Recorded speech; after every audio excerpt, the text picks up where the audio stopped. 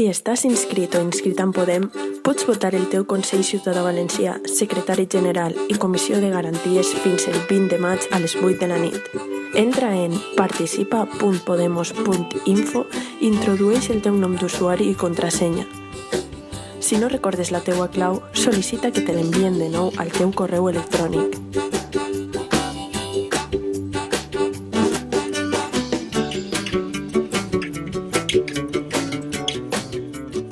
Dins del portal, selecciona a Antonio Estany com a secretari general i la llista Una marea per aprofundir el canvi amb les 44 persones que la conformen.